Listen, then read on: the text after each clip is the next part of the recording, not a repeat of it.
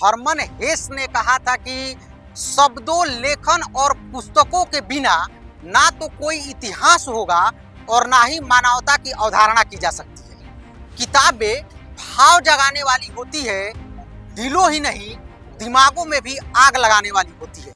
अगर आपको भी जेनजी वाली बीमारी है, मसलन आपको भी सोशल मीडिया का लत है और मोबाइल के स्क्रीन देखने से आपके आंखों के नीचे गहरा दाग पड़ चुका है, डार्क सर्कल पड़ चुका है, तो आप इससे बाहर निकलिए।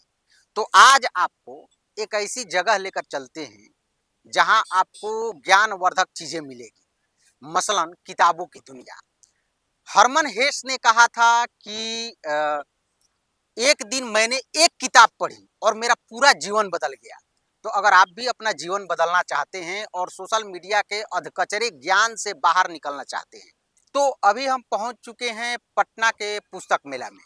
इस पुस्तक मेला का उद्घाटन 5 दिसंबर को ही हो चुका है, जिसका उद्घाटन नीतीश कुमार ने किया है और यह मेला जो है वो 16 दिसंबर तक चलेगा। तो अभी हम मौजूद हैं, आप मेरे ठीक पीछे देखिए, पटना पुस्तक मेला के विश्वामित्र द्वार पर। और इस पुस्तक मेला के 3 द्वार बनाए गए हैं। हम पुस्तक मेला के विश्वामित्र द्वार पर मौजूद हैं। बगल में टिकट काउंटर है, 20 रुपए की टिकट है। आप आइए, टिकट खरीदिए और पटना पुस्तक मेला का आनंद लीजिए। खास बात यह है कि जो बच्चे स्कूल ड्रेस में आएंगे उनके लिए यह टिकट मुफ्त है और कॉलेज के भी छात्र जो सोमवार से शुक्रवार तक इसका भ्रमण करेंगे उनके लिए टिकट की मुफ्त व्यवस्था की गई है। तो आइए, आपको इस पुस्तक मेला में कौन कौन से प्रकाशक हैं और सबसे खास बात कि इस पुस्तक मेला में दुनिया की सबसे महंगी किताब का लोकार्पण किया गया है। तो उस किताब को लेकर क्या रहस्य है और उस किताब की कीमत क्या है, जानने के लिए मेरे साथ बने रहिए और आपको घुमाते हैं पटना का पुस्तक मेला। तो आइए मेरे साथ।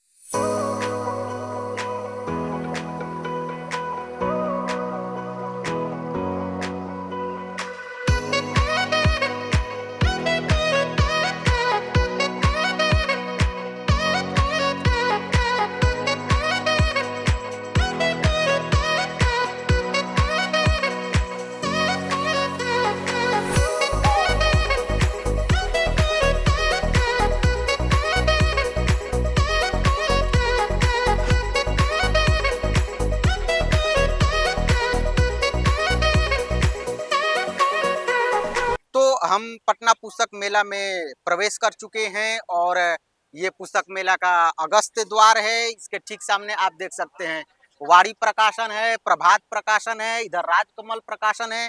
तो यहाँ पे तकरीबन 200 से अधिक स्टॉल हैं और तमाम तरीके की प्रकाशन की किताबें यहाँ पे बिक रही है। सभी प्रकाशन ने अपने स्टॉल लगाए हैं जहाँ पर काफ़ी रियायत में आपको किताबें मिल जाती है। अगर आप नई वाली हिंदी के शौकीन हैं और आप युवा हैं और चाहते हैं कि आपको कुछ नया पढ़ने को मिले और जिसकी भाषा जो है वो ठेठ ना हो और काफ़ी जो सोशल मीडिया पर जिस तरीके की आप भाषा देखते हैं जिसको आप नई हिंदी कहते हैं, उस तरीके की भाषा में अगर आपको किताबें पढ़नी पसंद है, अगर आप जेनजी हैं या युवा हैं, अगर आपको उस तरीके की किताबें पसंद हैं, तो देखिए सामने है हिंद युग्म। ये प्रकाशक नई वाली हिंदी में किताबें पब्लिश करती है। नए नए लेखक अपनी किताबें जो हैं इस पब्लिशर्स को के थ्रू अपनी किताबें पब्लिश करते हैं। तो आइए, आपको लेकर चलते हैं सबसे पहले इसी हिंदी युग्म के स्टॉल पर और दिखाते हैं कि युवाओं के लिए किस तरीके की किताबें यहाँ पर उपलब्ध है। तो आपको दिखाते हैं एक ऐसा किताब जिसको पढ़ने के लिए आपको करोड़पति बनना पड़ेगा। जी हाँ, आपने ठीक सुना, पटना के पुस्तक मेला में एक ऐसे किताब का विमोचन किया गया है जिसकी कीमत है 15 करोड़ रुपए। ध्यान से सुनिएगा, इस किताब का नाम है मैं और इसके लेखक हैं रत्नेश्वर। तो आप ठीक पीछे जो ये किताब देख रहे हैं जिसकी 2 प्रतियां यहाँ पे उपलब्ध है, एक हिंदी में है और एक अंग्रेजी में है। तो इस किताब की कीमत है 15 करोड़ रुपए और इस किताब में टोटल 408 पन्ने हैं और 43 अध्याय है।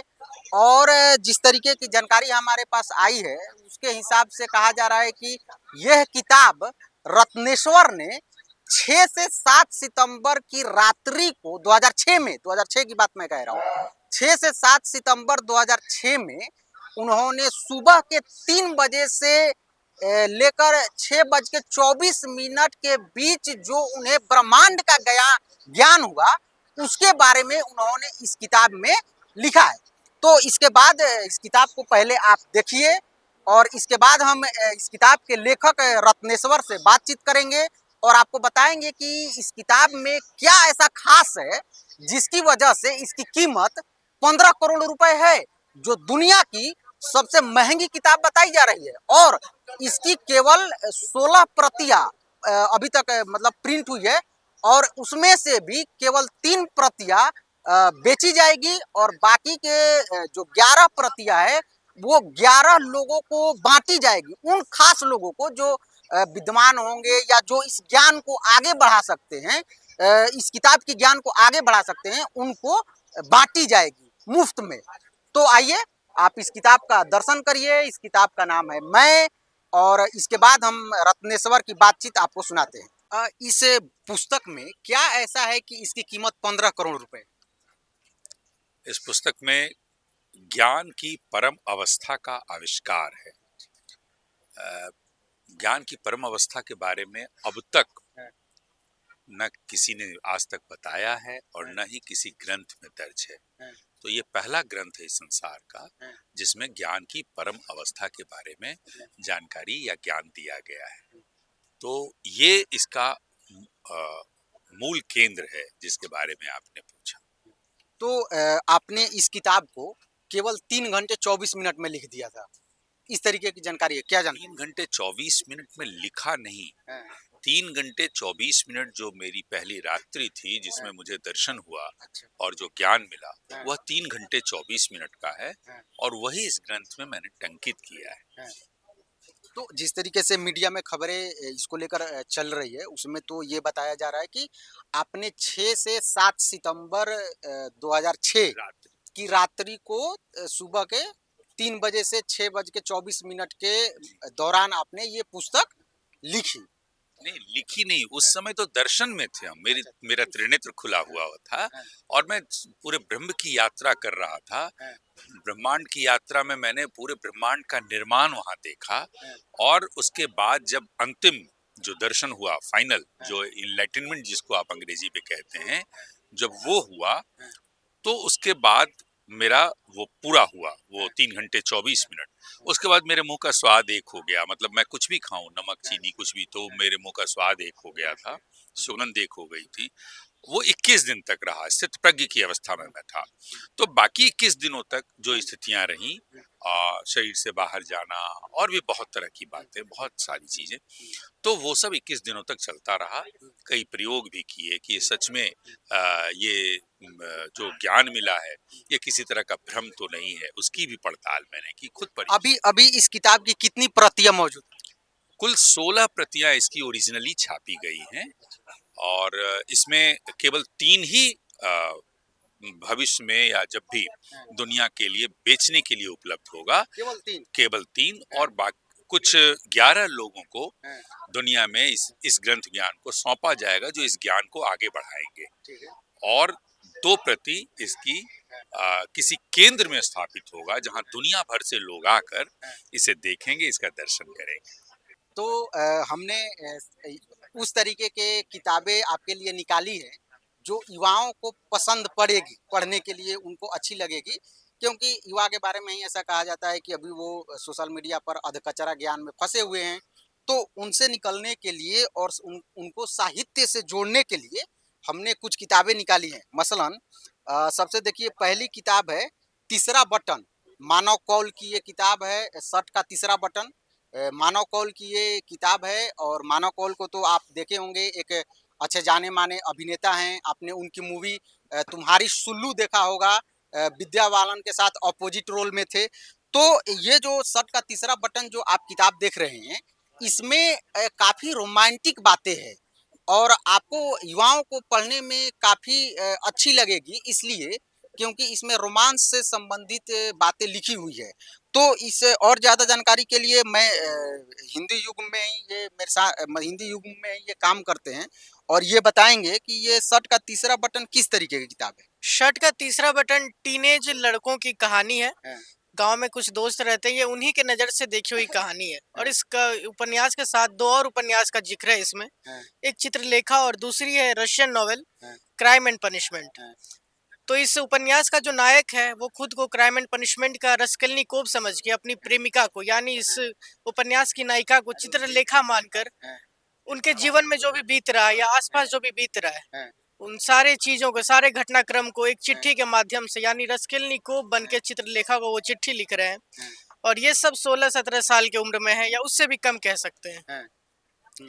यानी कि ये पाप पुण्य क्या है और कर्म क्या है, इस चीज का ये बखान करती है शर्ट का तीसरा बटन, यानी आधुनिक तरीके से बताने का काम करती है। ये मानव कॉल की सबसे चर्चित और बहुत ही लोग पसंद करते हैं इस शर्ट का तीसरा बटन को। देखिए, दूसरी किताब जो हमने आपके लिए निकाली है, उस किताब का नाम है पापा मैन और ये निखिल सचान की किताब है और इस पर फ़िल्म भी बन रही है। ये पापा मैन में जो कहानी है, वो एक बाप और बेटी की कहानी है। बेटी जो है वो आईआईटी कानपुर में पढ़ाई कर रही होती है और पिताजी जो होते हैं, वो रेलवे में नौकरी कर रहे होते हैं। तो ये पापा मैन को लेकर क्या जानकारियाँ उपलब्ध है आपके पास? पापा मैन जो है वो एक मध्यम वर्गीय परिवार की कहानी है। हम लोग हमेशा अपने परिवार में देखते हैं कि हमारे माता-पिता अपने बच्चों के सपने को पूरा करने के लिए अपना सब कुछ त्याग देते हैं। अपना शौक, अपना प्यार जिससे रहता है वो सब त्याग देते हैं।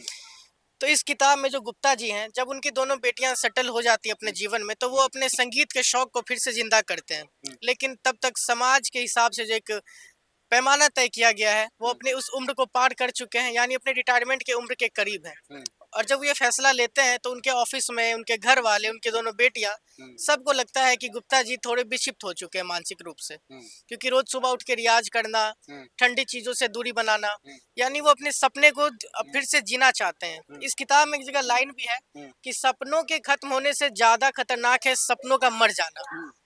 और ये अगर आप अपने पापा को या अपने किसी को देना चाहते हैं, अपने गार्जियन को जरूर पढ़ाइए ये किताब, यानी कि खुद भी पढ़िए। ये यंगस्टर को पढ़ना बहुत जरूरी है ताकि समझे कि सपने सिर्फ हम यंग लोगों के नहीं होते हैं, हमारे माता पिता के भी कुछ सपने होते हैं। देखिए, नई वाली हिंदी में आपको पसंद आएगी दिव्य प्रकाश दुबे की एक किताब है इब्ने बतूती। तो इसमें एक माँ की कहानी है, एक विधवा माँ की कहानी है और बेटा जो है उस अपनी माँ के लिए मतलब कुछ क्या करता है बताते हैं, बताइए। इब्ने बतूती किस तरीके की कहानी है? इब्ने बतूती वही माँ बेटे की कहानी है, एक विधवा माँ है इसमें। बाकी आप दिव्य प्रकाश दुबे की ओर देखना चाहे तो अक्टूबर जंक्शन देख सकते हैं। अक्टूबर जंक्शन भी आप पढ़ सकते हैं, इसमें भी अक्टूबर काफ़ी अच्छी कहानी है। जी, अक्टूबर जंक्शन में एक नायक है और नायिका है। नायक जो है जिंदगी में एकदम अपने सफल मुकाम पे है हाँ। और नायिका जो है वो भी अपने स्ट्रगल फेज में है। दोनों इसी तरह कभी बनारस के घाट पे मिलते हैं हाँ। और पूरे साल वो लोग नहीं मिलते हैं, साल दर साल बस एक दिन के लिए दोनों समय निकालते हैं। इस बीच में ना तो कोई बात होती है, बस दोनों का जो आत्मीय लगाव है दोनों को साल में एक बार मिलाता है। लेकिन जब दोनों का मिलन का समय होता है तभी कुछ ऐसी घटनाएं हो जाती हैं। बाकी ये आप उपन्यास पढ़ के समझ सकते हैं। और ये आपने कौन-कौन सी किताबें निकाली है जो आप बताना चाहते हैं कि युवाओं को पढ़नी चाहिए? जी, ये हिंदी के सबसे फिलहाल में सबसे चर्चित लेखक साहित्यकार विनोद कुमार शुक्ल जी की किताब है, जिसे साहित्य अकादमी पुरस्कार भी मिल चुका है। दीवार में एक खिड़की रहती थी। ये एक नव दंपति की कहानी है। महावीर प्रसाद इसके कैरेक्टर हैं, जो एक सरकारी स्कूल में टीचर हैं। उनकी नई नई शादी हुई रहती है, बाहर जहाँ शहर में रहते हैं वहाँ किराए के मकान में रहते हैं, जहाँ इनकी नई नवेली पत्नी आती है रहने। एक ही कमरे में इनके माता पिता भी आते हैं और उसी कमरे में एक खिड़की है और खिड़की के उस पार की इतनी सुंदर सी दुनिया, इतना सुंदर रेखा चित्र किया है विनोद कुमार शुक्ल जी ने, ये आप पढ़ेंगे तो आप इसमें खो जाएंगे। ये कहानी और ये कहानियों का कहानी आना शुक्ल जी की ही ये कहानी संग्रह भी नई नई आई है। इनमें उनकी छोटी छोटी 5-6 कहानियां हैं।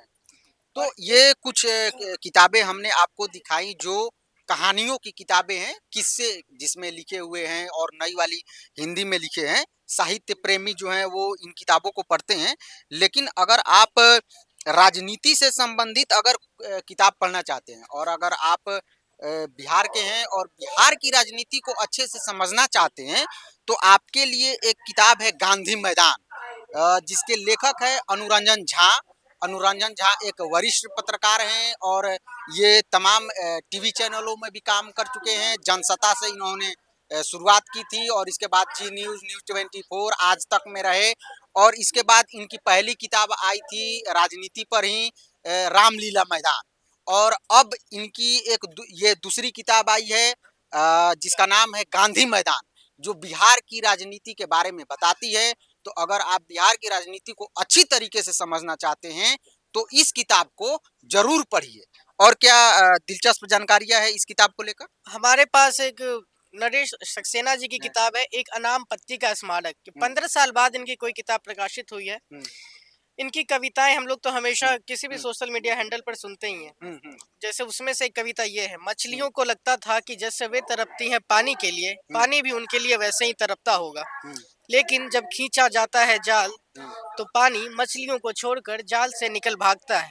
पानी मछलियों का देश है, लेकिन मछलियां अपने देश के बारे में कुछ नहीं जानती। इस किताब का नाम है एक अनाम पत्ती का स्मारक, जिसके रचयिता है नरेश सक्सेना जी। इनकी 15 साल बाद कोई किताब प्रकाशित हुई है और ये बहुत ही वरिष्ठ हैं, अच्छा लिखते हैं। आप इनको भी पढ़ सकते हैं अगर कविता के शौकीन है तो। ठीक है, तो देखिए कि हमने आपको केवल कुछ किताबों का जिक्र किया और बताया कि इन किताबों को पढ़ने से आपको किताबें पढ़ने में और साहित्य में रुचि डेवलप हो सकती है। इस तरीके के बहुत सारे किताब आपको यहाँ पे मिल जाएंगे, इस पुस्तक मेला में मिलेंगे। ये तो हमने आपको सबसे पहले हिंदी युग में यानी कि नई वाली हिंदी की कुछ किताबें इसलिए दिखाई क्योंकि आजकल के जो युवा हैं, जो जेनजी हैं, वो किताबों से दूर होते जा रहे हैं और लगातार वे सोशल मीडिया पर अपना अधकचरा ज्ञान में समय बिताते हैं। तो साहित्य से जुड़ना चाहते हैं तो आप आइए इस पुस्तक मेला में और इस पुस्तक मेला का भ्रमण करिए। अब हम आपको यहाँ से किसी और प्रकाशन के पास लेकर चलते हैं। यहाँ पर 18 से अधिक प्रकाशन की किताबें मौजूद है, तो आप आइए और पुस्तक मेला का भ्रमण जरूर करिए। देखिए, किस्सा, कहानी, कला, साहित्य, दर्शन और धार्मिक किताबों के अलावा यहाँ पे कंपटीशन की तैयारी करने वाले बच्चों के लिए भी किताबें उपलब्ध है। मसलन अगर आप यूपीएससी, बीपीएससी या एसएससी की तैयारी करते हैं तो आपको तब भी पुस्तक मेला आना चाहिए। और यहाँ पे देखिए ठीक मेरे पीछे दृष्टि आईएएस का स्टॉल है, इधर दिशा पब्लिकेशन का स्टॉल है, आदरी पब्लिकेशन का स्टॉल है। आप यहाँ पर आएंगे तो आपको कंपटीशन की किताबें काफी रियायत दामों पर मिल जाएंगी। मसलन जो नोट्स बच्चे तैयार करते हैं, जिन नोट्स को पढ़कर वे कंपटीशन का एग्जाम देते हैं, उस तरीके के नोट्स भी यहाँ पे काफी रियायत दामों में उपलब्ध है। तो देखिए, सीआरडी के द्वारा इस पुस्तक मेला में तमाम तरीके की मनोरंजन की व्यवस्था भी की गई है। आप ठीक मेरे पीछे देखिए कि स्टेज लगा हुआ है जिस पर तमाम लोग, वक्ता लोग मौजूद हैं जो बात कर रहे हैं। यहाँ पे मसलन काव्य संग्रह, मुशायरा, स्वास्थ्य से संबंधित बातचीत और नाट्य रूपांतरण भी किया जा रहा है। तो आप पटना पुस्तक मेला में जब आइएगा तो सिर्फ पुस्तकें ही नहीं देखने को मिलेगी, बल्कि आपको तमाम तरीके के ज्ञानवर्धक चीजें भी देखने को मिलेगी जो मैंने अभी बताया, जैसे नाट्य रूपांतरण, मुशायरा, काव्य संग्रह और दार्शनिक बातें भी सुनने को मिलेगी। स्वास्थ्य से संबंधित भी बातें आपको सुनने को मिलेगी। तो देखिए, पटना के पुस्तक मेला में केवल प्रकाशक ही नहीं है, बल्कि इसके अलावा सरकार की तरफ से विभागीय स्टॉल भी लगाए गए हैं। मसलन आप देखिए यहाँ पे ठीक सामने श्रम संसाधन विभाग बिहार सरकार की तरफ से स्टॉल लगाया गया है। समाज कल्याण विभाग बिहार सरकार की तरफ से महिला एवं बाल विकास निगम लगाया गया है। इसके साथ ही आप इधर की तरफ देखिएगा तो स्वास्थ्य विभाग बिहार सरकार की तरफ से स्वास्थ्य शिविर लगाया गया है।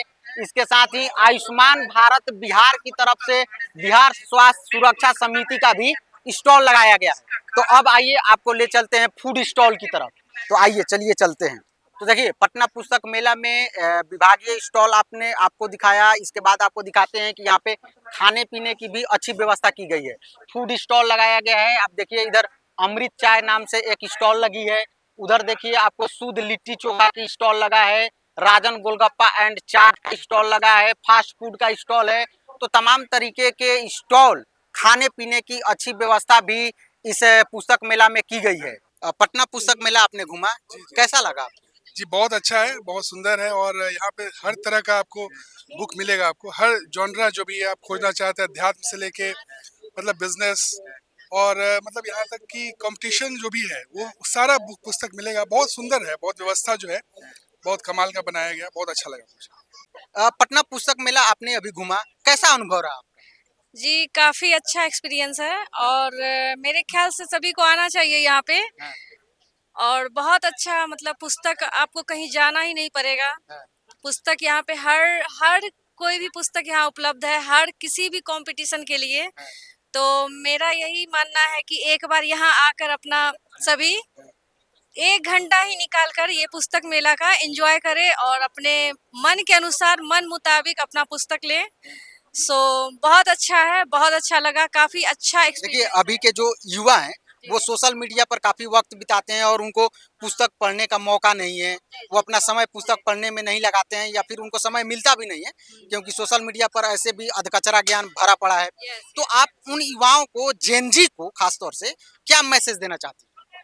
जी देखिए, अभी तो हम भी प्रिपेयर कर रहे हैं, तो इसलिए हर एक स्टूडेंट से ये कहना है कि जितना हम अच्छे से बुक को प्रिपेयर करेंगे, डेली प्रिपेयर बुक का डेली हम तैयारी करेंगे, उस हिसाब से हमारी मेहनत और तैयारी बहुत बेस्ट बनेगी।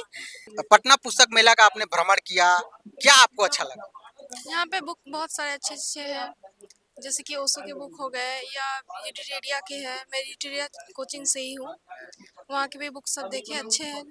तो आपको यहाँ पे 18 से अधिक प्रकाशकों की बुकें है, उपलब्ध है, लोग खरीद रहे हैं, काफी उन पे रियायत भी मिल रही है किताबों पे।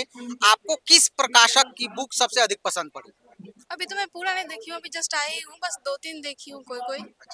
हाँ, तभी घूमना बाकी है, तो देखूंगी। वैसे आपको किस तरीके की किताबें पढ़नी पसंद है? अभी तो कॉम्पिटिटिव एग्जाम की तैयारी कर रही हूँ, तो उससे रिलेटेड जो अच्छा लग जाए बुक, जिसमें ज़्यादा कंटेंट हो अच्छा, वो सब अच्छा लगता है। किस तरीके की किताबें आपको पसंद है?